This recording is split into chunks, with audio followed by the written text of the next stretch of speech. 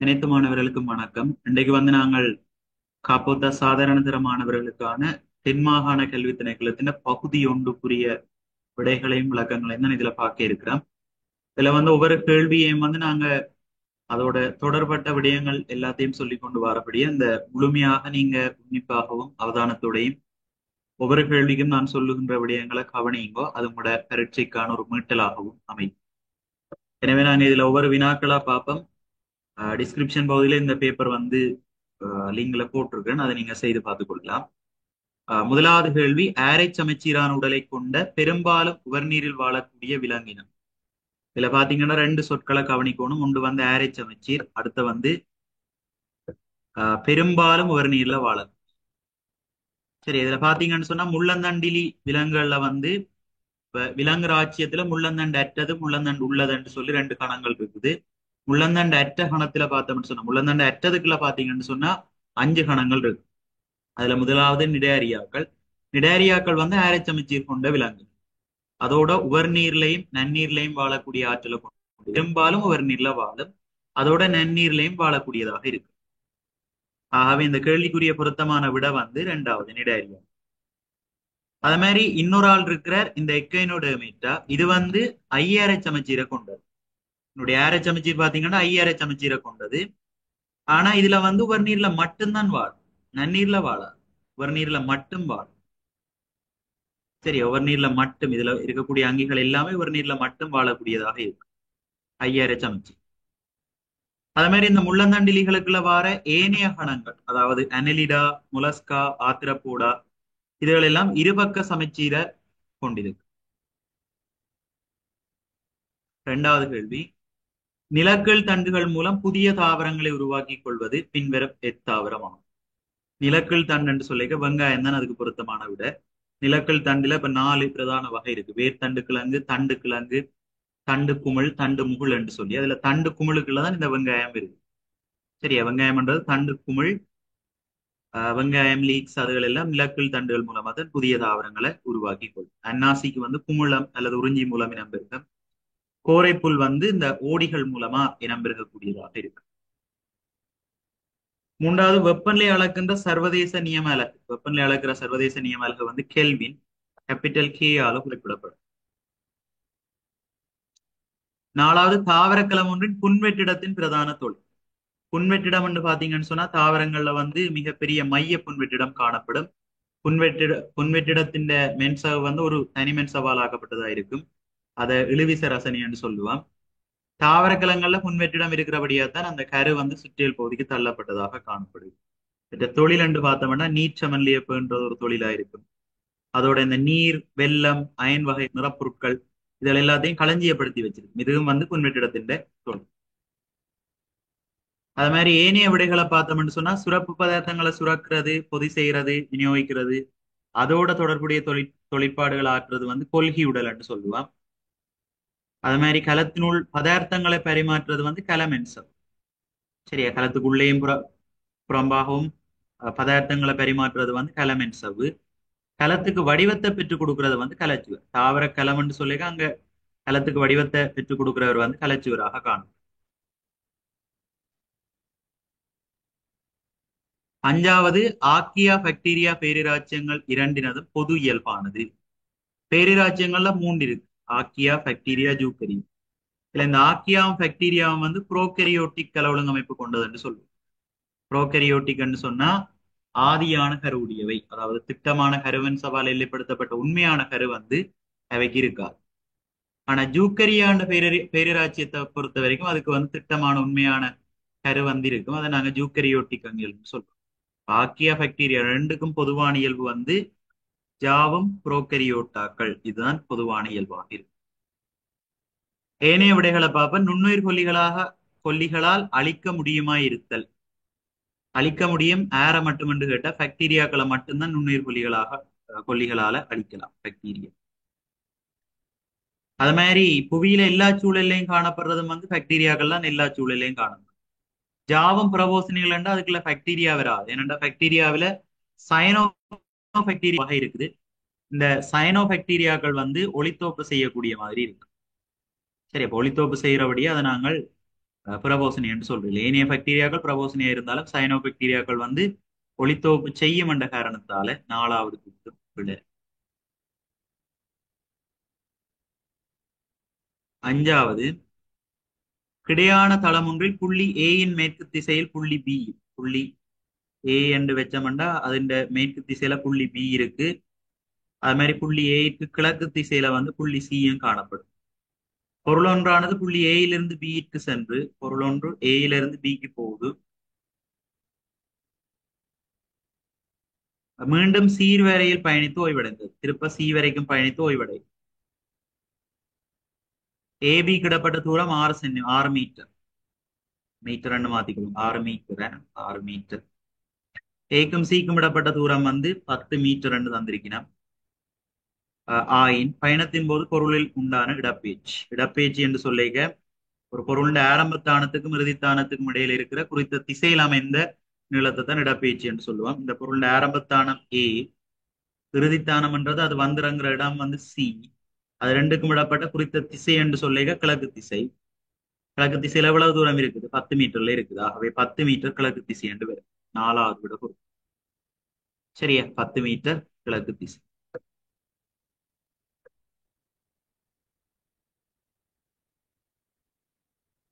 அடுத்தது, ஈரல் நாடியை விட ஈரல் வாயின் ஆழத்தில். ஈரல் நாடி என்று பார்த்தோம்னு சொன்னா அது வந்து ஈரலை நோக்கி ஆக்சிஜன் செறிவு கூடிய குருதியை கொண்டு போறதுதான் ஈரல் நாடி. ஈரல் வாயின் ஆழம்ன்றது வந்து உணவு கால்வாய் தொகுதியில காணப்படுறபடி அது போசணை பதார்த்தங்களை அதிக செறிவுல கொண்டிருக்கும். ஆக்சிஜன் செறிவு வந்து அங்க குறைவாக காணப்படும். சரி, அப்ப ஈரல் நாடியை விட ஈரல் வாயின் ஆழத்தில் ஆக்சிஜன் செறிவு குறைவாக இருக்கும்.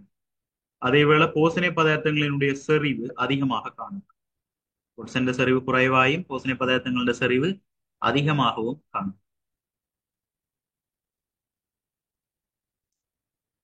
8, மூலகம் எம்மினது சல்பேட்டின் சூத்திரம் MsO4 ஆகும். எம்மினது ஐதரோட்சைட்டின் சூத்திரம். இதுல மூலகம் எம், சல்பேட் SO4 2 SO4 2 இந்த வலுவளவு 2. சூத்திரம் வரைக பாருங்கோ. சூத்திரங்கள் உருவாகிக்குள்ள சல்பேட் வலுவளவு எம்முக்கும் எம்மின் வலுவளவு சல்பேட்டுக்கும் போகணும். ஆனா இங்க MsO4 சூத்திரம் அமைஞ்சிருக்கிறபடியே எம்முக்கு பக்கத்துல ஒரு வலுவளவும் இல்லை. அப்ப இது எப்ப சாத்தியம்னு சொன்னா ரெண்டு மூலகங்களும் ஒரே வலுவளவை கொண்டிருக்க தான் சாத்தியம்.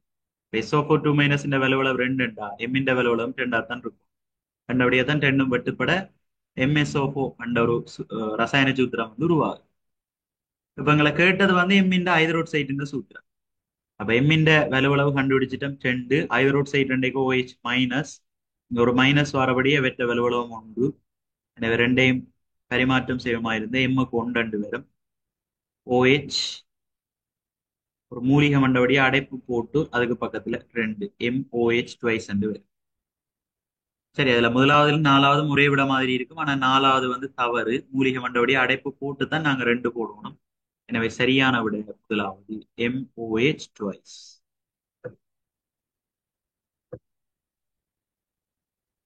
அடுத்த, பிள்ளை ஒன்று உணவுக்காக எடுத்த முட்டை வெண்கருவில் காணப்படுகின்ற பிரதான பூசணை கூறு. முட்டை வெண்கருவில் இருக்கிற பிரதான பூசணை கூறுன்னு சொன்னா புரதம் தான் காணப்படும். சமிபாடு அடைவதற்கு சதைச்சாறில் காணப்படுகின்ற நொதி. புரதத்தின் சமிபாடு வந்து இறப்பையில ஆரம்பிக்குது. இறப்பையில புரதத்தை சமிபாடைய செய்ய பயன்படுத்துற நொதியம் வந்து புரதத்தை பெப்சின் வந்து பல்பெப்டைட்டாக மாற்றும். அது மாதிரி சதையச்சாறுல பார்த்தோம்னு சொன்னா இருக்கக்கூடிய நொதியம் வந்து திருச்சி. சரியா? திருச்சின் தான் புரதத்தை பல்பெப்டைட்டாக மாற்றுது. சதையச்சாறுல இருக்கு. சரியா? இறப்பையில பெப்சினாக இருக்கும். சதையச்சாறுல திருச்சினாக இருக்கும். இது தவிர சிறுகுடலால சுரக்கப்படுகின்ற அந்த குடற்சாட்டுல பாத்தீங்கன்னா பெப்டிடேஸ் என்ற நொதியம் இருக்கும். இவர் வந்து என்ன செய்வாருன்னா பல்பெப்டைட்டை அமினோமிலமாக மாற்றுவார். சரியா? பல்பெப்டைட்டை அமினோமிலமாக மாத்துற வேலையை அந்த பெப்டிடேஸ் வந்து செய்யும். குடச்சாரால சுரக்கும். பெப்சின் இறப்பையால சுரக்கப்படுறது புரதத்தை பல்பெப்டைட்டாக மாற்றும். அது மாதிரி திருச்சின் வந்து சதையால சுரக்கப்படுறது. இவரும் புரதத்தை பல்பெப்டைட்டாக மாற்றுவார். சரிதானே? 4வது இலிப்பேசு வந்து லிப்பிட்ட கொழுப்பமிலமாயும் கிளிசரோலாயும் உடைக்கிறதுல பங்கு பெற்று. 10வது கேள்வியை பாருங்க. வெண்ணமிலமான சல்பூரிக் அமிலம் நீரில் அயனாக்கம் அடைகிறது. வெண்ணமிலம் என்றபடியே முற்றாக அயனாக்கம் அடையும். அப்ப H2SO4 என்ற வெண்ணமிலம் முற்றாக அயனாக்கம் அடைந்து H+ என்ற அயனையும் SO4 2- என்ற அயனையும் உருவாகும். இதுல 2 ஹைட்ரஜன் வாரவழியா தாக்கத்தை சமப்படுத்த H+ முன்னால 2 கூட வரும். சரி, இதான் அந்த அயனாக்க தாக்கம். இப்ப கேள்வியை பாருங்க. தசமஞ்சு மூல் டெசிமீட்டர் -3 செறிவுடைய H2SO4 கரைசலின் செறிவு தந்திருக்கு தசமஞ்சு மூல் டெசிமீட்டர் -3. கரைசலின் கன டெசிமீட்டரில் காணப்படுகின்ற கன டெசிமீட்டர் என்ன இருக்கு? ஒரு டெசிமீட்டர் கியூப்பில்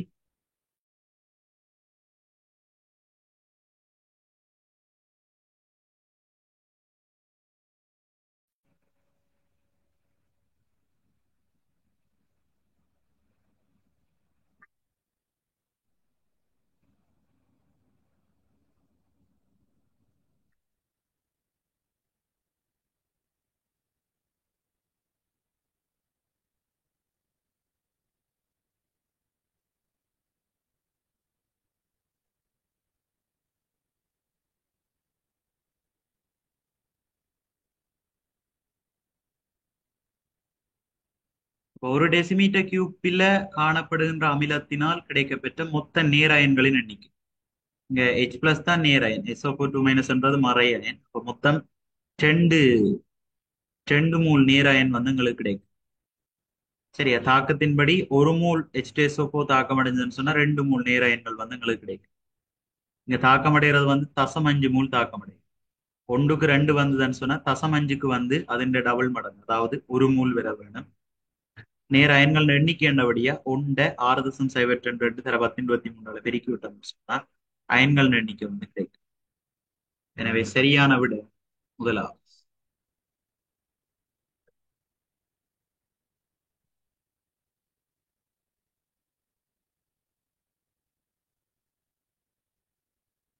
பதினோராவது கேள்வி. படத்தில் காட்டப்பட்டுள்ள இழையத்தையும் அதனை இனங்கண்டு கொள்வதற்கு காரணமான இயல்பையும் காட்டுகின்ற சரியான தேர்வு. காட்டப்பட்ட இழையம் உரிய இழையம். எப்படி இனங்காண்றதுன்னு சொன்னா இங்க இந்த இதுல நெய்யரி குழாய் கலம் காணப்படுது. நெய்யரி குழாயில கரு இருக்காது, உயிருடைய கலம் கரு இருக்காது. குறுக்கு சுவர்ல நெய்யரி தட்டுக்கள் காணப்படும். அதை வச்சுக்கொண்டு இதை நெய்யரி குழாய்க்கலம் இனங்காணலாம். நெய்யரி குழாய்க்கலம் என்றதை இனங்கண்டா அது இருக்கக்கூடிய இழையம் உரிய இழையம். எனவே இழையம் உரியம் இனங்காணலாம். எனவே சரியான விடம் 3வது, உரியம் இயல்பு நெய்யரி கலங்கள் காணப்படும். 12வது, பின்வரும் சந்தர்ப்பங்களில் மெய்விம்பம் ஒன்று உண்டாவது. ஆடிகள் வில்லைகளை பொறுத்த வரைக்கும் மெய்விம்பம் எங்க நாங்கள் பெற்றுக்கொள்வோம் என்று சொன்னா குழிவாடியிலையும்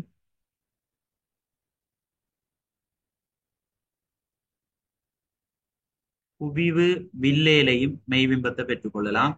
எந்த சந்தர்ப்பத்திலே என்று சொன்னா குழிவாடியில முனைவுக்கும் குவியத்துக்கும் இடையில பொருள் இருக்கைக்குள்ளையும், குவிவு வில்லையண்டா ஒளியியல் மையத்துக்கும் குவியத்துக்கும் இடையில பொருள் இருக்கைகளையும் எங்களுக்கு உருப்பெருத்த நிமிந்த மாய பிம்பத்தை பெற்றுக்கொள்ளக்கூடியதாக இருக்கும். மெய்பிம்பத்தை ஏனைய சந்தர்ப்பங்கள் எல்லாத்திலையும் மெய்பிம்பத்தை தான் பெறக்கூடிய மாதிரி இருக்கு. சரியா, முனைவுக்கும் குவியத்துக்கும் இடையில பொருள் இருக்கைக்குள்ள உருப்பெருத்த நிமிந்த மாய பிம்பத்தை நாங்கள் பெற்றுக்கொள்ளலாம்.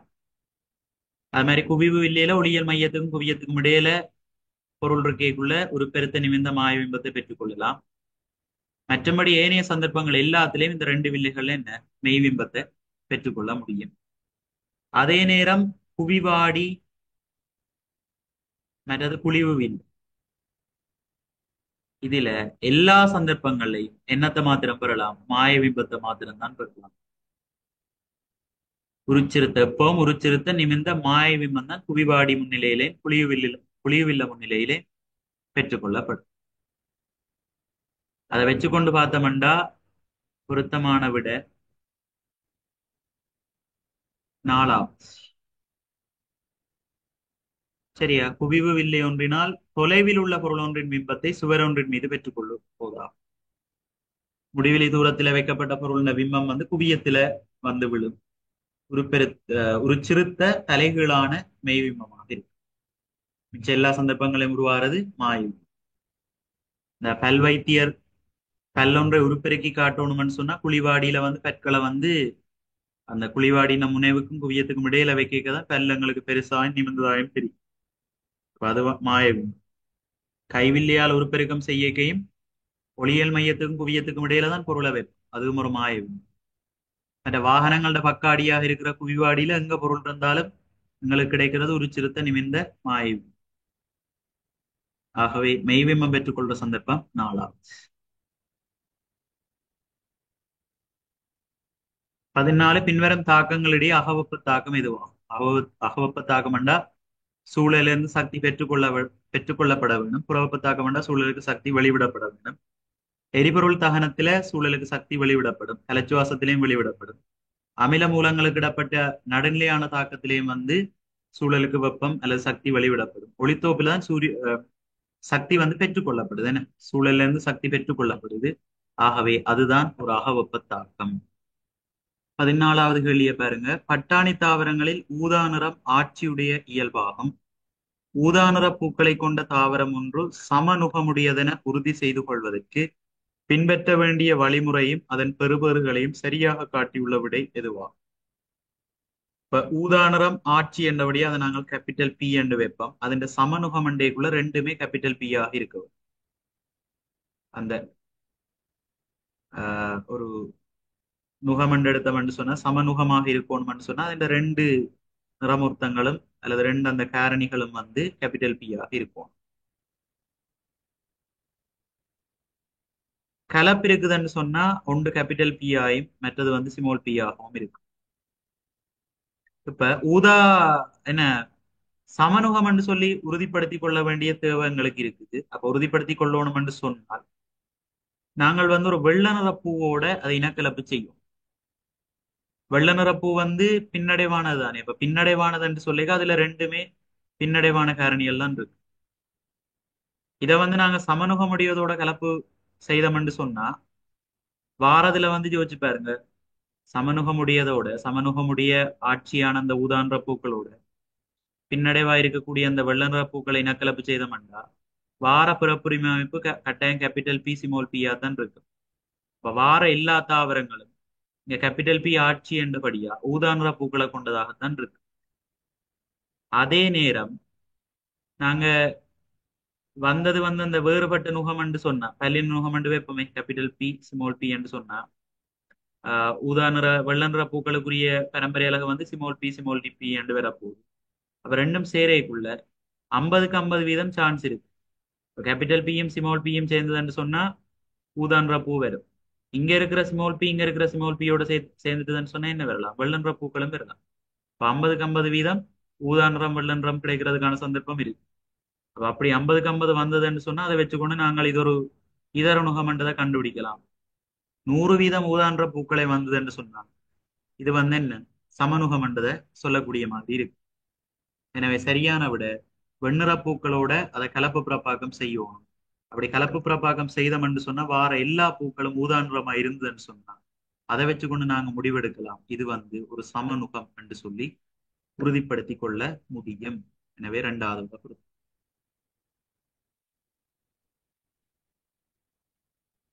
15வது சுரமொன்றின் வீச்சத்திலும் மீடுரனிலும் நிகழும் மாற்றங்களுக்கு ஏற்ப மாறுபடுகின்ற இயல்புகள் முடியும். ஒளியின் சிறப்பியல்புகள் 3: சுருதி, உரப்பு, பண்பு. இதுல வீச்சத்துல உரப்பு தங்கி இருக்கு, மீடுரன்ல சுருதி தங்கி இருக்கு. சரிதானே? வீச்சம் வீச்சம் அதிகரிச்சா உரப்பு அதிகரிக்கும், மீடுரன் அதிகரிச்சா சுருதி அதிகரிக்கும். அப்போ உரப்பும் சுருதி. அது மாதிரி இன்னொரு ஒளியின் சிறப்பியல்பு இருக்கு பண்பு. அது அலையின் வடிவத்துல தங்கி. சரியா? பண்பு அலையின் வடிவத்துல தங்கி இருக்கு. 16வது கேள்வியை பாருங்க. நெட்டாவரம் ஒன்றில் ஒளித்தோப்பின் போது உண்டான விளைவு அவ்வித்துக்களில் களஞ்சியப்படுத்தும் வரையில் நடைபெறுவது முறையே. ஒளித்தோப்பில உண்டாகிற முதலான விளைபொருள் என்ன? குளுக்கோஸ். அது அந்த இலையில எப்படி மாற்றி சேகரிக்கப்படும்? மாப்பொருளாக மாற்றப்பட்டு சேகரிக்கப்படும். அது மாதிரி தாவர உடல் முழுக்க கொண்டு செல்லப்படுற வடிவம் எது? சுக்ரோஸ் வடிவத்துல கொண்டு செல்லப்படும். சேமிப்பிழையங்கள் எப்படி சேகரிக்கப்படும்? மாப்பொருளாக சேமிக்கப்படும். ஆகவே நடக்கிற செயற்பாடுகள் ஒழுங்கு முதலாவது. ஒளித்தோப்பில முதலாவது உருவாகிற விளைபொருள் குளுக்கோஸ். அப்புறம் அந்த தாவர இலைகள்ல மாப்பொருளாக மாற்றப்பட்டு சேமிக்கப்படும் தற்காலிகமாக. அதுக்கு பிறகு சுக்ரோஸ் வடிவத்துல தாவர உடல் முழுக்க கொண்டு செல்லப்படும். பிற சேமிப்பிழையங்களையும் மாப்பொருளாக சேமிக்கப்படும். எனவே பொருத்தமான விட முதலாவது.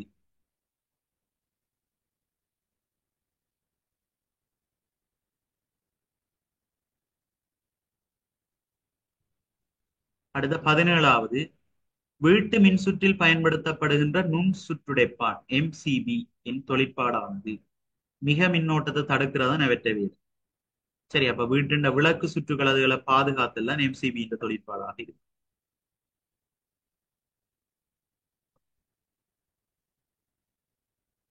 18வது, அட்கேன் ஆகியவற்றுக்கு உதாரண முறையே காட்டப்பட்டிருக்கு.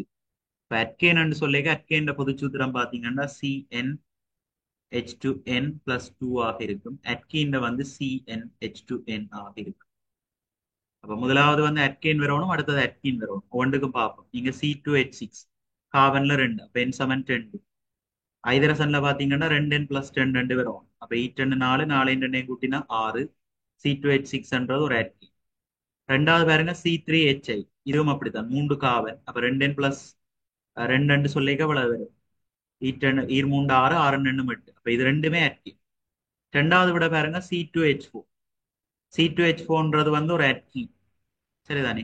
கார்பன் 2, ஐதரசன் வந்து அதில் 2 மடங்கா இருக்கணும். அப்ப 8 4 அப்ப அட்கீன். C3H8 வந்து ஏற்கனவே பார்த்துட்டோம், அது வந்து ஒரு அட்கீன். இந்த ஆர்டரும் வராது, ஏன்னா முதல் அட்கீன் வந்து தான் அடுத்தது அட்கீன் வரும். மூன்றாவது பாருங்க C2H6, கார்பன் 2, C2H6 ஏற்கனவே பார்த்துட்டோம், அது வந்து அட்கீன்.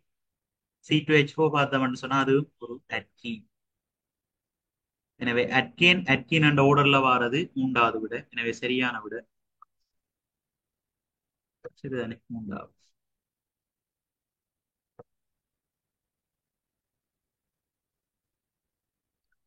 19, பின்வரும் சேர்வைகளில் அயன் சேர்வை எதுவாகும்?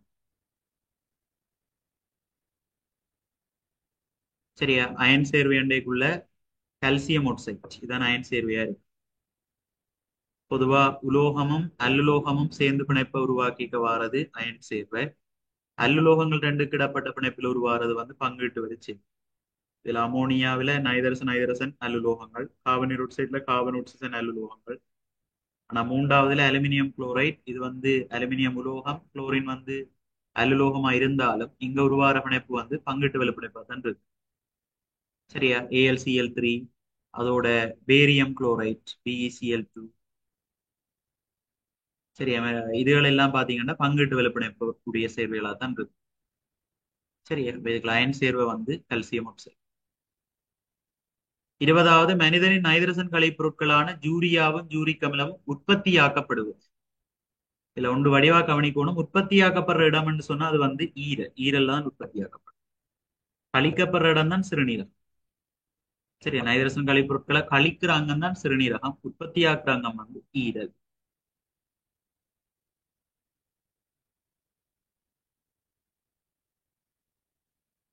இருபத்தொன்று, நீர் மேற்பரப்பு ஒன்றின் மீது பயணம் செய்கின்ற குறுக்கலை ஒன்றின் குறித்த சந்தர்ப்பம் ஒன்றில் அமைவு படத்தில் காட்டப்பட்டுள்ளது. இவ்வலைப்பகுதி 4 செகண்டில் உண்டானதாயும் வலைப்பகுதி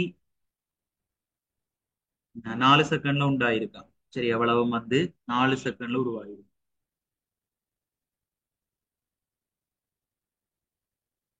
அலையின் மீடுரனையும் கதியையும் சரியாக காட்டப்பட்டுள்ள விடை எதுவாகும்?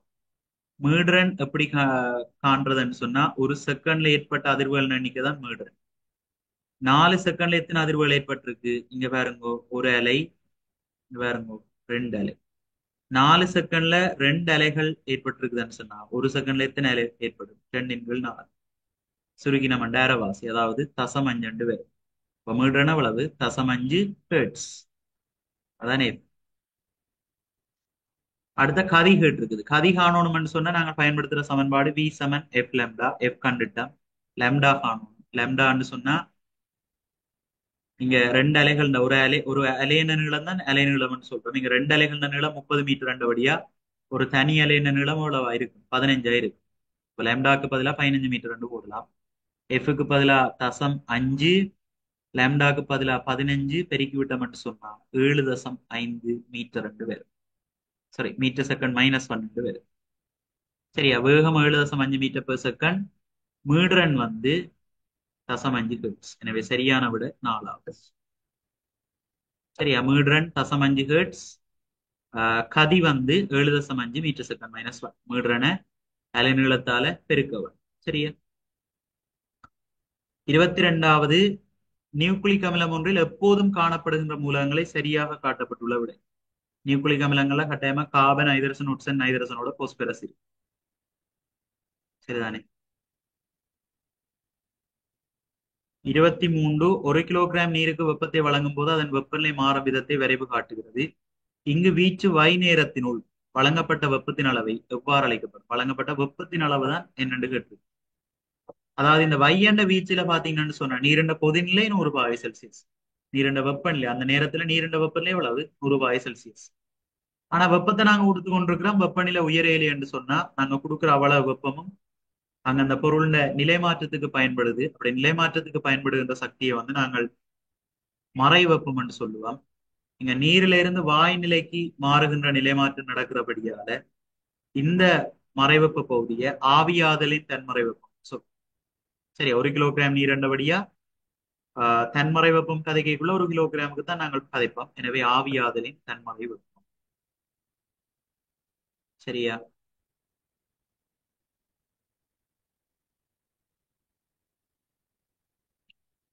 அடுத்த 24வது கேள்வி. இந்த கேள்வியில பாருங்க பிள்ளைகள், இந்த L1 L2 தெளிவா விளங்கல. நாங்கள் விளக்கத்துக்கு குடியிருப்போம். இது L1, இது L2, இது L3, இது L4, இங்க உள்ளது L5 என்று எடுப்போம். இது L6 என்று எடுப்போம். சமச்சீரான 6 எல்இடிக்கள் பயன்படுத்தி தயாரிக்கப்பட்ட ஒரு சீராக்கல் சுற்று முடிவிடங்கள் PQ என்று பெயரிடப்பட்டிருக்கு. அது சைக்கிள் டைனமோட தொடுக்கப்பட்டிருக்கு. சைக்கிள் டைனமோண்டேக்குள்ள வார மின்னோட்டம் ஆடல் ஓட்ட மின்னோட்டமா இருக்கு.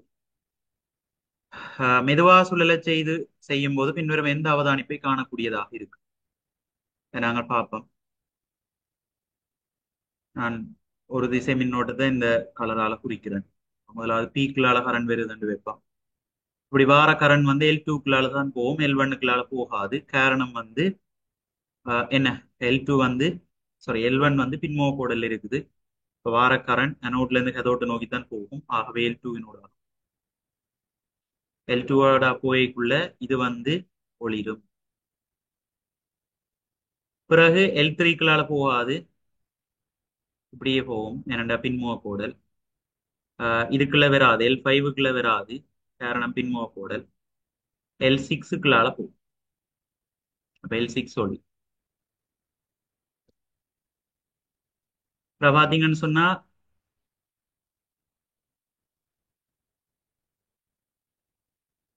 L5க்குள்ளால வரும்.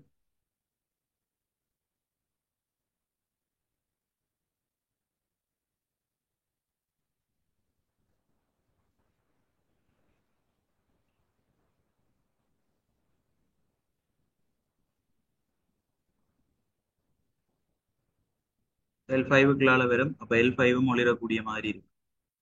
சாரி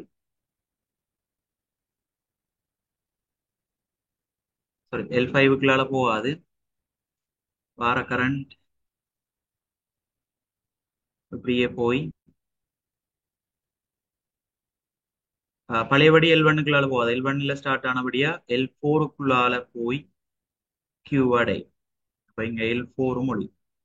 இப்ப முதல் சந்தர்ப்பத்துல பாத்தீங்கன்னா L2, L6, அது மாதிரி L4 மூன்று மின்குமிழ்களும் ஒளிரக்கூடிய மாதிரி இருக்கும். L2, L6, L4. இனி கியூக்குள்ளால கரண்ட் போறதை எடுப்போம். பிங்க் கலரால காட்டுறேன். கியூக்குள்ளால போய்க்குள்ள L4க்குள்ள போகாது, பின்முக கோடல். L3க்குள்ளால போகும். அப்ப L3 ஒளிரும். L2க்குள்ள போகாது, பின்முக கோடல். இதால வெறும் இதுக்குள்ளேயும் போகாது, பின்முக கோடல். L6க்குள்ளால போகும். L6க்குள்ளால போகும். அப்ப இது ஒளிரும். அப்படி வாரது இப்படி வந்து L4க்குள்ள போகாது. அங்க இருந்தா ஸ்டார்ட் ஆனது. இப்ப L1க்குள்ளால போய் P அடை. இப்ப L1 ஒளி. அடுத்த சந்தர்ப்பத்தில் ஒளிர மின்குமிழ் பார்த்தோம்டா இந்த L3 ஒளிரும். L6 ரெண்டு சந்தர்ப்பங்களையும் ஒளிந்தபடிதான் இருக்கும்.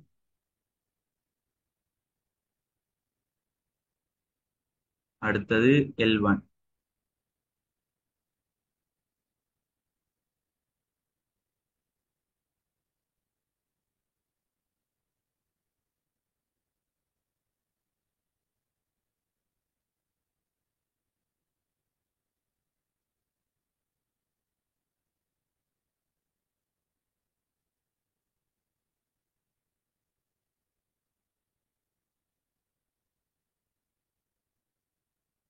அப்ப இதுல ஆர்டர் பாத்தீங்கன்னா L2, L6, L4, L3, L6, L1 இந்த ரெண்டும் மாறி மாறி ஒளிந்தபடி இருக்கு. L6 தொடர்ச்சியா ஒளிர்றத பார்க்கலாம். L2, L4 ஒரு ஒளிரும். L3, L1 ஒரு ஒளிரும். அந்த அடிப்படையில சரியான விட வந்து முதலாம். 25. XYZ எனும் மூன்று கரைசல்களை இனங்கண்டு கொள்வதற்காக செய்யப்பட்ட பரிசோதனைகளின் அவதானங்கள் கீழே அட்டவணையில் காட்டப்பட்டுள்ளன. முறையே கரைசல்கள் XYZ ஆக இருக்கக்கூடியது. முதலாவது பாருங்க, மெக்னீசியம் இடையேக்குள்ள. இப்ப மெக்னீசியத்தை வந்து நாங்கள் 3 கிலோமீட்டர் என்று சொன்னால் HCl இடையக்குள்ளதான் வாயு வந்து வெளியே. மெக்னீசியத்தை ஹைட்ரோகுளோரிக் அமிலத்துல இட்டம் என்று சொன்னா தான் வாயு வந்து வெளியேறும். சரிதானே? இப்ப இங்க மெக்னீசியத்தை இடையக்குள்ள ஹைட்ரசன் வாயு வெளியேறுது. பினோப்தலின் இடையக்குள்ள நிறமற்றது, அது ஓகே. மெதைட்சம் மஞ்சள் முன்னிலையில அமிலங்கள்லாம் சிவப்பு நிறமாக மாறும். அமிலங்கள்லாம் சிவப்பு நிறமாக மாறும். அப்ப அதை வச்சுக்கொண்டு எக்ஸ் வந்து HCl-ன்றதை இனங்காணலாம்.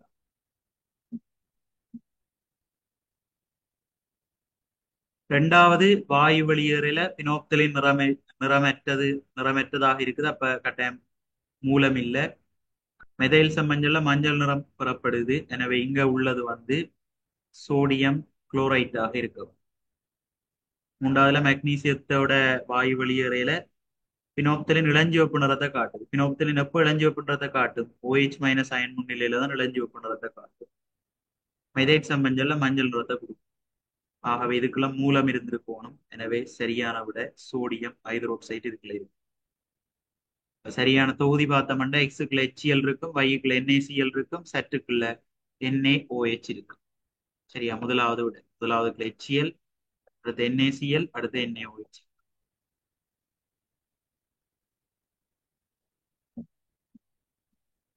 இருபத்தி ஆறாவது கேள்வி, மூன்று விசைகளின் கீழ் பொருளொன்று சமநிலையில் இருப்பதற்கு பூர்த்தி செய்ய வேண்டிய நிபந்தனை. இப்ப மூன்று விசைகள் வந்து ஒன்று சமாந்திரமா தொழிற்படலாம். உதாரணமா ஊஞ்சலாடுகின்ற ஒரு பிள்ளையை கருதுங்க.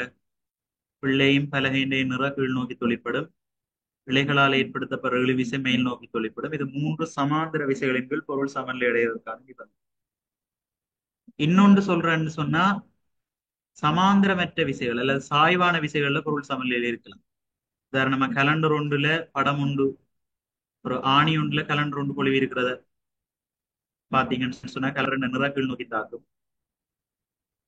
இலைகளால் ஏற்படுற இழுவிசை வந்து அந்த ஆணியை நோக்கியதாக இருக்கும். அப்ப இங்க மூன்று சாய்வான விசைகளின் கீழ் பொருள் சமநிலையில இருக்குது. நிபந்தனைகள் தரப்பட்டிருக்கு. மூன்று விசைகளும் ஒரே தளத்தில் அமைதல் வேண்டும். ரெண்டுக்குமே ஒரே தளத்தில் தான் அமைய வேண்டும். விசைகளின் தாக்கக்கூடுகள் ஒரு புள்ளியில சந்திக்க வேண்டும். விசையின் தாக்கக்கூடுகள் ஒரு புள்ளியில சந்திக்கிறேன்னு சொன்னா சாய்வான விசைகள்ல தான், சாய்வான மூன்று விசைகள் தாக்கிக்குள்ள அது வந்து ஒரு புள்ளியில சந்திக்கும். அடுத்த இரு விசைகளின் கூட்டுத்தொகை மூன்றாம் விசையின் பருமனுக்கு சமனாகவும் எதிர் திசையிலும் காணப்படும். அது எப்பன்னு சொன்னா சமாந்திர விசைகள். மூன்று சமாந்திர விசைகள் தாக்கிக்குள்ளதான் முதல் ரெண்டு விசைகளோட கூட்டுத்தொகையும் வந்து மூன்றாவது விசைக்கு பருமன்ல சமனாயின் திசையில் எதிராகவும் இருக்கு. சரியா? மூன்று சமாந்திர விசைகள் தொழிற்படைக்கு தான் இது சாத்தியம். இப்ப கேள்வி, சாய்வான மூன்று விசைகளின் கீழ் பொருள் ஒன்று சமநிலையில் காணப்படுவது பற்றிய சரியான கூற்றண்டைக்குள்ள மூன்று விசைகளும் ஒரே தளத்தில் அமைதல் வரும். அடுத்த மூன்று விசைகள தாக்கக்கூடுகளும் ஒரு புள்ளியில சந்திக்க வேண்டும். இது சாய்வானதுல தான் சாத்தியம். மூன்றாவது வந்து மூன்று சமாந்திர விசைகள்ல தான் சாத்தியம். ஆகவே அது வராது. ஏயும் பியும் மட்டும். சரி, 26க்கு பொருத்தமான விட முதலாவது ஏ. 27வது கேள்வியை பார்ப்போம் பிள்ளைகள். நியூட்டன் அளவு கோடிடப்பட்ட 2 நியூட்டன் நிறையுடைய ஏபி என்னும் இரு சர்வசமனான விட்ராசுகள் படத்தில் காட்டப்பட்டவாறு இணைக்கப்பட்டு விட்டராசு பியின் அந்தத்திற்கு நீரினுள் முழுமையாக அமிழ்ந்து மிதக்கக்கூடிய 3 கிலோகிராம் மாறாத்தனி ஒன்று நீரினுள் பாதியாக அமிழ்ந்திருக்குமாறு தொங்க விடப்பட்டுள்ளது. விட்டராசுகள் ஏ கம பி ஆகிய இரண்டினதும் வாசிப்புகள் முறையே காட்டுகின்ற விடை. இதில் இணைக்கப்பட்ட திணிவு வந்து 3 கிலோகிராம். ஆகவே அதனுடைய நிறைய நாங்க காணுவோம். நிற காண்றதுக்கு திணிவை நாங்கள் புவியீர்ப்பு முடலால பெருக்க வேணும். ஆகவே 30 நியூட்டன் ரெண்டு பேரும் நிறை. இது பகுதியாக அமிழ்ந்து மிதக்கிறபடியால நீரால கொடுக்கப்படுற மேலுதைப்பு காரணமா இப்ப இந்த விட்டராசு அளக்கிற நிறை பாத்தீங்கன்னா 15 நியூட்டன் தான் காட்டு. சரியா, பாதியாக அமிழ்ந்து மிதக்கிறபடியால சரியா 15 நியூட்டன் விஷயத்தான் இந்த வாசிப்பு விட்டராசு வந்து வாசிக்கும். ஏ என்ற விட்டராசு வந்து 15 நியூட்டனை தான் வாசிப்பேன். பி என்றது பாத்தீங்கன்னு சொன்னா ஏ காட்டுற வாசிப்பு 15 நியூட்டன் பிளஸ் ஏ இந்த வெயிட் வந்து 2 நியூட்டன். சரியா, ஏ இந்த வெயிட் வந்து 2 நியூட்டன் இருக்கு தானே. சாரி, ஏ இந்த நிறை வந்து 10 நியூட்டன் இருக்கு. அப்ப அதையும் சேர்த்து தான் பி பி விட்டராசு வந்து வாசிக்கும்.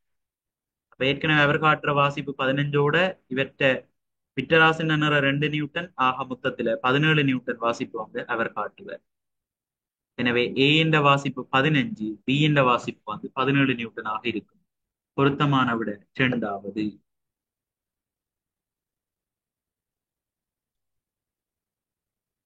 அடுத்த படத்தில் காட்டப்பட்டவாறு இரும்பு தகடு ஒன்றின் மீது ஏ உப்புக்கரைசல், பி எலுமிச்சை சாறு, அது மாதிரி சி NaOH, டி தேங்காய் எண்ணெய் ஒரு துளி வீதம் இடப்பட்டது. 2 நாட்களின் பின்னர் இரும்பு அரிக்கப்பட்டிருப்பதை அவதானிக்கக்கூடிய இடங்களை கொண்ட விடை. இல்ல பாத்தீங்கன்னா ஏல வந்து உப்பு கரைசல் இருக்கு. உப்புன்றது துருப்பிடிக்கிற வீதத்தை என்ன செய்யும்? கூட்டும். பியில வந்து எலுமிச்சை சாறு இருக்கு. எலுமிச்சை சாறுன்றது ஒரு அமிலம். அமிலமும் வந்து துருப்பிடிக்கிறத என்ன செய்யும்? கூட்டும். சி வந்து சோடியம் ஹைட்ரோக்சைடு, கேரம் வந்து துருப்பிடிக்கிற விதத்தை குறைக்கும். டி வந்து தேங்காய் எண்ணெய் என்ன செய்யும்? துருப்பிடிக்கிற விதத்தை வந்து குறைக்கும். சரி, அப்ப துருப்பிடித்திருக்கக்கூடிய இடங்கள் அண்டைக்குள்ள ஏயும் பியும் தான் துருப்பிடிச்சிருக்கு. காரணம் உப்புக்களும் அமிலங்களும் துருப்பிடிக்கிற வீதத்தை கூட்டுவினம்.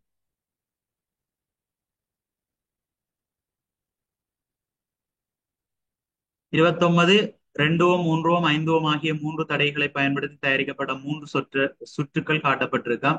சுற்றுக்கள் ஏபிசியின் சமவெளித்தடை இறங்கு வரிசையில் காட்டப்பட்டுள்ள விடை. இதுல பாத்தீங்கன்னு சொன்னால் நாங்க தடைகளை அமைக்கைக்குள்ள தொடர் நிலையில இணைச்சோம்னு சொன்னா அதன் சமவெளித்தடை மிக பெரிதாக காணப்படும். சமாந்தரமாக இணைச்சோம்னு சொன்னா அதனுடைய சமவெளித்தடை வந்து அதுல இணைக்கப்பட்டதிலே ஆற்று தடைப்பிரமாணம் குறைவோ அவரிலும் பார்க்க சரியான குறைவாத்தான் சமவெளித்தடை அமையும். இப்ப அந்த அடிப்படையில பார்த்தோம்னா ஏயில வந்து சமவெளித்தடை பெருசாக இருக்கும், சியில ஆகலும் குறைவா இருக்கும். என்னடா பாருங்க, சியில இணைக்கப்படுறதுல 2 ஓம் தான் தடைப்பிரமாணம் குறைஞ்சது. அப்ப கட்டாயமா சமவெளித்தடை இந்த 2 ஓமிலும் பார்க்க குறைவாத்தான் வரப்போகும். சரிதானே. சியில ஆகலும் குறைவாக காணப்படும். பி வந்து ரெண்டுக்கு நடுவுக்குள்ள வரும். சரியா, பியில வந்து ஏயிலும் பார்க்க குறைவா இருக்கும், அதே நேரத்துல சியிலும் பார்க்க அதிகமா இருக்கும். எனவே சரியான விட இறங்கு வரிசை என்றபடியா ஏபிசி என்ற ஓடல்ல குறை. சரியா, பரமன் கூடினதே. அடுத்தது வந்து பி, அதுக்கு பிறகு சி, நாலாவது.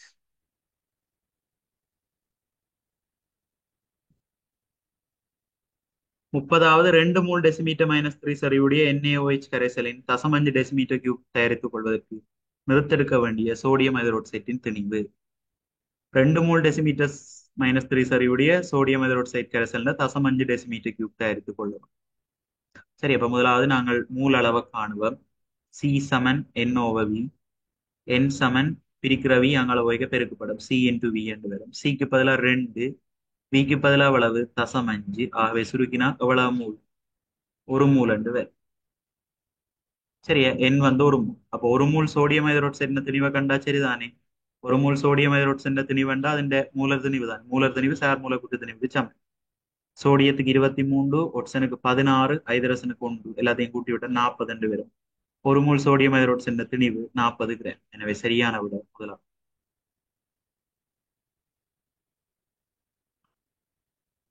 அடுத்த அணுவொன்றின் இறுதி சக்தி மட்டத்தில் 8 இலத்திரன்களிலும் அதிக எண்ணிக்கையிலான இலத்திரனை கொண்ட சேர்வை எதுவாகும்? அதிக எண்ணிக்கையான சொல்லிக்க PCl5 தான் வரும். சரியா, பொஸ்பரஸோட 5 குளோரின் பிணைப்பில் ஈடுபடுவினம். பொஸ்பரஸின் டோட்டல் 5 இலத்திரன்கள் இருக்கும். அப்ப 5 குளோரினோட ஒவ்வொரு இலத்திரன் வீதம் பங்கிட்டுக் கொள்ளும். குளோரினும் வந்து சும்மா இருக்காது. குளோரின்ல 7 இலத்திரன்கள் இருக்கும். அதுல 6 தான் வச்சுக்கொண்டு உண்ட பொஸ்பரஸோட பங்கிடும். உண்ட பொஸ்பரஸோட பங்கிடும். இப்படி பங்குடையக பொஸ்பரஸ்ல பாத்தீங்கன்னா பொஸ்பரஸ் வச்சிருக்கிறது 5, குளோரின் பங்குறது 5. அப்ப மொத்தம் சேர்த்து 10 அணுக்கள், 10 இலத்திரங்கள் வந்துடும். அப்ப எட்டிலம்பாக அட்டக அமைப்பை விஞ்ஞின சேர்வை என்று சொல்லுவோம். எட்டிலம்பாக அதிகமாயிருக்கு. பொருத்தமான விட PCl5.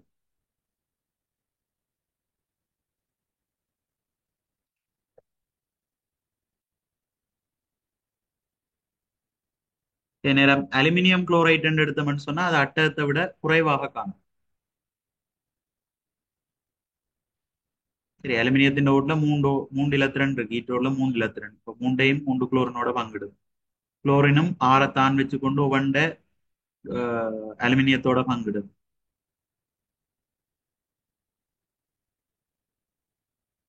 சரி, இப்ப ஏற்கனவே இருக்கிற மூன்று, இப்ப குளோரின் கொடுத்த மூன்றோட சேர்த்து மொத்தம் 6 இலத்திரன் தான் இருக்கு. வெட்டி இருக்க வேண்டிய இடத்துல 6 தான் இருக்கு. இப்ப இது அட்டக அமைப்பு அட்டக அமைப்பு பூரணம் அடையாத சேர்வை என்று சொல்லுவோம்.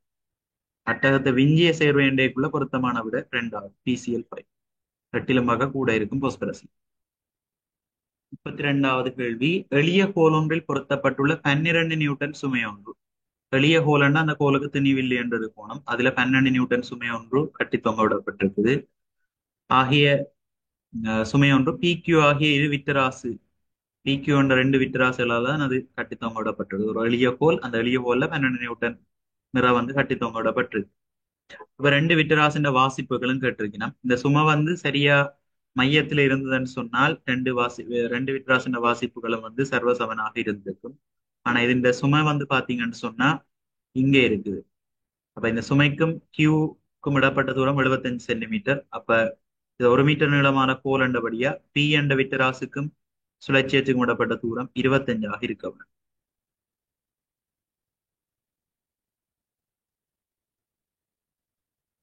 சரிதானே? இப்ப 12 நியூட்டனை தான் நாங்க சரிசமமா பங்கிட வேணும் பிக்கும் கியூவுக்கும். இதுல பாத்தீங்கன்னு சொன்னா பியால் ஏற்படுற திருப்பத்தை நான் எஃப் கண்டு வைக்கிறேன். சுழற்சியத்திலிருந்து எஃப் கிடப்பட்ட தூரம் வந்து 25. அது சமனா இருக்கணும். கியூவை வந்து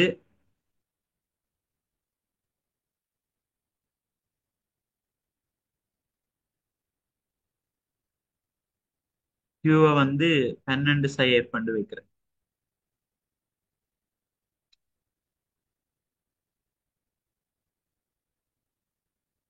சரியா? கியூவை வந்து 12 சை எஃப் கண்டு வைக்கிறேன்.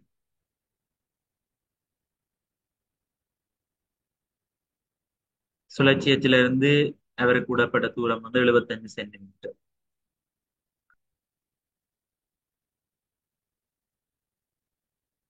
இப்ப எஃப் இன்டூ 25 எஃப் வந்து 12 மைனஸ் எஃப் 75க்கு சமனா இருக்கும். 25ஆல சுருக்கினு சொன்னா 3 முறை ரெண்டு பேர். சரி, அப்ப எஃப் சமன் பெருக்கிற 12 சை எஃப் கீழே போய், சரி 3 தடவை 12 சை எஃப் கண்டு வரும். சுருக்கினீங்கன்னா 32 சை 3 எஃப் சமன் எஃப். இந்த 3 எஃப் இங்கால எடுத்தோம்னா 4 எஃப் கண்டு வரும். 4 எஃப் வந்து 36க்கு சமன். ஆகவே எஃப் வந்து 9க்கு சமன். சரிதானே? அப்ப இதுல வந்து 9 நியூட்டன் விசை பிரயோகிக்கப்பட வேண்டும். 12 9 கழிச்சோம்னா 3 நியூட்டன் விசை கியூவில பிரயோகிக்கப்பட வேண்டும். எனவே சரியான விட 2 33. ஒன்றிலிருந்து ஒன்று வேறுபட்ட திரவியங்களாலான சமனான கனவளவை கொண்டு ஏபிசி மூன்றுக்குமே கனவளவுகள் சமனம்.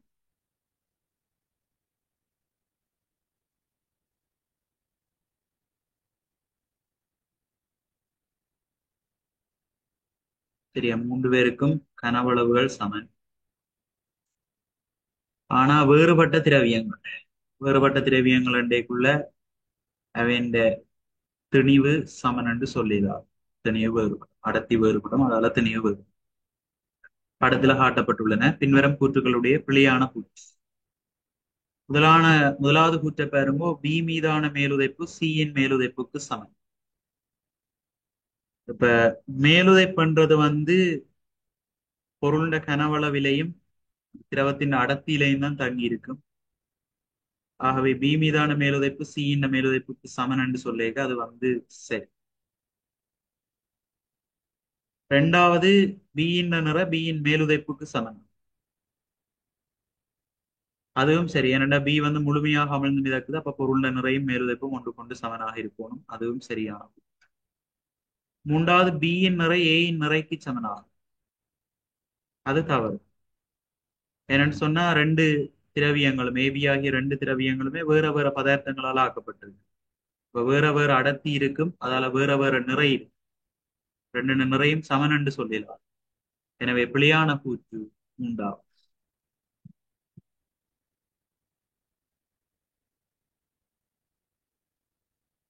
இந்த இரும்பு பாத்திரத்துக்கு மேல வெள்ளிய முலாமிடப்படுறதன் மூலமா அந்த பாத்திரத்துல உள்ள பதார்த்தங்களோட இரும்பு தாக்கம் புரிவது கட்டுப்படும். தடுப்பதற்காக அது பூசுறோம், அது சரி. அது மாதிரி இரும்பு துருப்பிடிக்காம இருக்கிறதுக்கு வெள்ளியம் பூசுறோம், அதுவும் சரி. இப்படி வெள்ளியம் பூசினம் என்று சொன்னா பயன்பாட்டுக்கு பிறகு நீண்ட காலம் அதை நாங்கள் பாவிக்கக்கூடிய மாதிரி இருக்கும், அதுவும் சரி. பயன்பாட்டின் பின்னர் சூழலுக்கு விடுவிக்கும் போது விரைவில் அழிக்கப்படும், இதுதான் அல்லாததாக இருக்கும். சரி, அப்ப இதுக்கு பொருத்த மற்ற விட வந்து 34க்கு முதலாவது.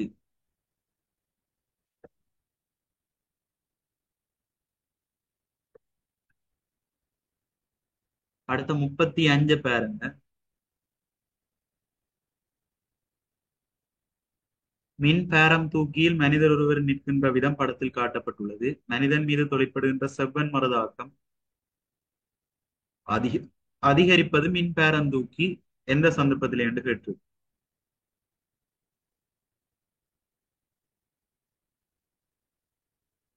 இப்ப செவ்வன் மருதாக்கமும் நிறையும் எப்ப சமனாயிருக்கும் என்று சொன்னா அந்த பொருள் ஓய்வில் இருக்கேக்க சமனாயிருக்கும். இப்ப லிப்ட் வந்து ஓய்வில் இருக்கேக்க செவ்வன் மருதாக்கமும் நிறையும் வந்து ஒன்று கொண்டு சமனாக இருக்கும்.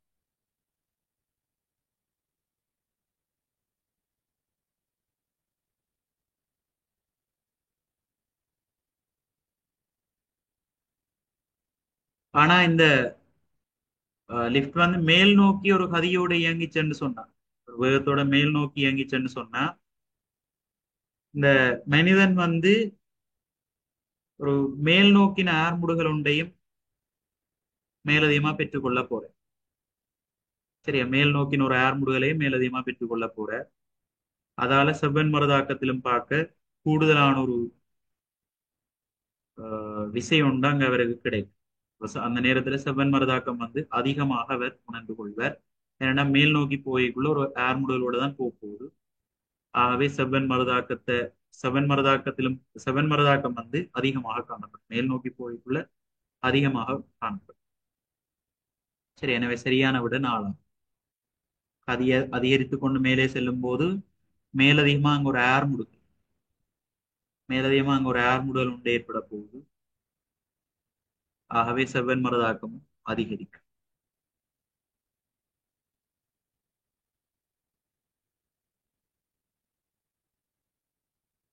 சீரான வேகத்தோட போய்க்கையும் ஓய்வில் இருக்கையும் செவ்வன் மருதாக்கமும் நிறையும் ஒன்று கொண்டு சமனாகத்தான் இருக்கு. சரிதான். ஊக்கிகள் பற்றிய பொய்யான கூற்று. கூடுதலான தாக்கிகளுக்கு குறைந்தளவு ஊக்கி போதும், அது சரி. குறித்த தாக்கங்களுக்கு என சிறப்பான ஊக்கிகள் உண்டு, அதுவும் சரி. தாக்கம் நிகழும் போது ஊக்கிகளின் பௌதீக இயல்பு மாறலாம், அது சரி. இப்ப கட்டியா போடப்பட்டது தூளா மாறலாம், பௌதீக இயல்பு மாறலாம். ஆனா ரசாயன இயல்பு மாறுமா? மாறாது. ஏன்? ஊக்கிகள் வந்து தாக்கத்துல பங்கேற்காது. தாக்க வீதத்தை அதிகரிக்கப்படும், தான் போய் தாக்கத்துல பங்கேற்காது. பௌதீக மாற்றம் ஏற்பட்டாலும் ரசாயன மாற்றம் என்ன செய்யாது? மாறாது, ஏற்படாது. அப்ப இதுல பொய்யான கூற்று வந்து 4. 37 20 மீட்டர் உயரமான தூணொன்றிலிருந்து பொருள் ஒன்றை கீழ் நோக்கி விடப்பட்ட போது அது நிலத்தை தொடும் கணத்தில் வேகத்தை கண்டு அவ்விடத்தில் வழித்தடையை கருத்தில் கொள்ளாது விடும். அப்ப இதுல வேகத்தை கணிக்கணும்னு சொன்னா இப்ப நாங்கள் தூணில இருக்கைக்குள்ள அந்த தூண்ல இருக்கக்கூடிய பொருளுக்கு அழுத்த சக்தி நல்ல ஹையா இருக்கும், இயக்க சக்தி வந்து பூஜ்ஜியமா இருக்கும். அது நிலத்துல வந்து அடிக்கைக்குள்ள அழுத்த சக்தி பூஜ்ஜியமா வந்துடும், இயக்க சக்தி வந்து அதிகமாக காணப்படும். வழித்தடை இல்லை என்றபடியா மேல இருக்கைக்கு அழுத்த சக்தியும் கீழே வந்து விளையக்குள்ள இயக்க சக்தியும் ஒன்று கொண்டு சமனாயிருக்கு. அந்த அடிப்படையில எம்ஜிஹெச் சமன் கீழே இருக்கிற இயக்க சக்திக்கு சமன். நிறைய வி வர்க்கம் வந்து போடலாம், எம்எம் வெட்டுப்படும். வி வர்க்கம் வந்து 2 GHக்கு சமன். ஆகவே வி எழுவாய் மாற்றினோம்னா வி சமன் √2GH சமம். √2க்குள்ள 2, ஜிக்கு பதிலா 10, ஹெச்சுக்கு பதிலா உயரம் வந்து 20. சுருக்கி விட்டோம்னா 400 ரெண்டு பேர் வர்க்கமூலம் 400, അതിന്റെ பெறுமதி 20. இப்ப தரையை வந்து அடிக்கைக்குள்ள வேகம் எவ்வளவா இருக்கும்? 20 மீட்டர் பெர் செகண்டாக இருக்கும். சரியா? தரையை வந்து அடிக்கைக்குள்ள வேகம் 20 மீட்டர் பெர் செகண்ட்.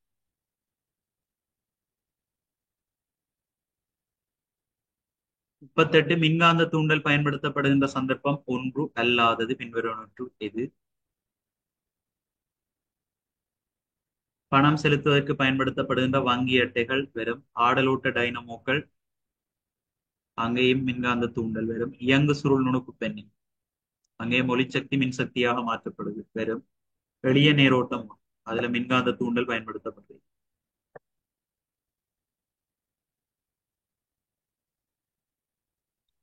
முப்பத்தொன்பது காட்டப்பட்டுள்ள உணவலையில் முதலாவது காட்டப்பட்டுள்ள அங்கிகளின் எண்ணிக்கை அதிகரிக்கும் போது இரண்டாவது காட்டப்பட்டுள்ள அங்கிகளின் எண்ணிக்கை அதிகரிக்கின்ற சந்தர்ப்பத்தை சரியாக காட்டப்பட்டுள்ள விடை.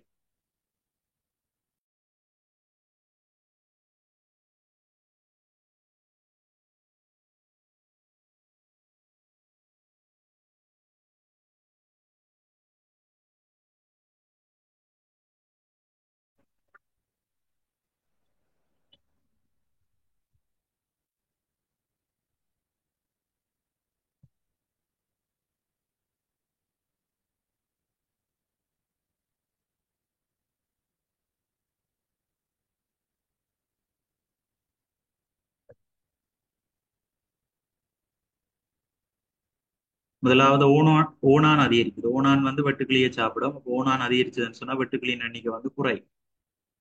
ரெண்டாவது தேன்பூச்சியும் பூக்குந்தாவரம். தேன்பூச்சி அதிகரிச்சதுன்னு சொன்னா அப்ப பூக்குந்தாவரங்கள்ல இருந்து தேன்பூச்சி என்ன செய்யும்?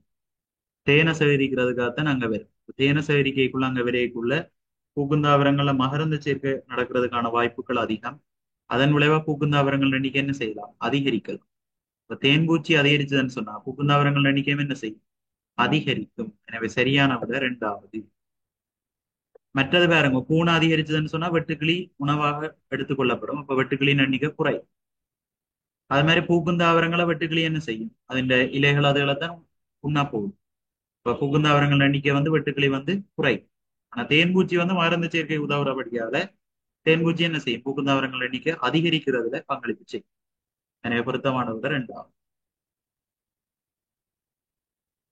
இறுதி கேள்வி 40வது. ஜானைகளானது மனிதன் வாழுகின்ற கிராமங்களுக்கு வருவதானது மனித உயிர்களுக்கும் உடைமைகளுக்கும் பாரிய அச்சுறுத்தல் ஆகும். இதற்கு காரணமாக அமைந்த மிகுந்த பொருத்தமான விடை எதுவாகும்? முதலாவது, மனிதர்களை இயற்கையான விலங்கென கருதி அவற்றை விரட்டி அடிப்பதற்கு ஜானைகளால் முயற்சிப்பதாகும். வராது. காடுகளில் அவற்றுக்கு ஏற்படுகின்ற அச்சுறுத்தல்களில் இருந்து பாதுகாத்தல் ஆகும். பல்வேறு மனித செயற்பாடுகளால் அவற்றின் வாழிடம் அளிக்கப்படுதல். ஜானைகளின் எண்ணிக்கை கடந்த சில வருடங்களிலும் தொடர்ச்சியாக விரைவில் அதிகரிக்கும். அவற்றின் வாழிடம் அழிக்கப்படுறதான் அது கிராமங்களுக்குள்ள வாரதுக்கான காரணம். அப்ப பல்வேறு மனித செயற்பாடுகள்னால் அவற்றின் வாழிடம் அளிக்கப்படுதல். இதுதான் பொருத்தமான இருக்கு.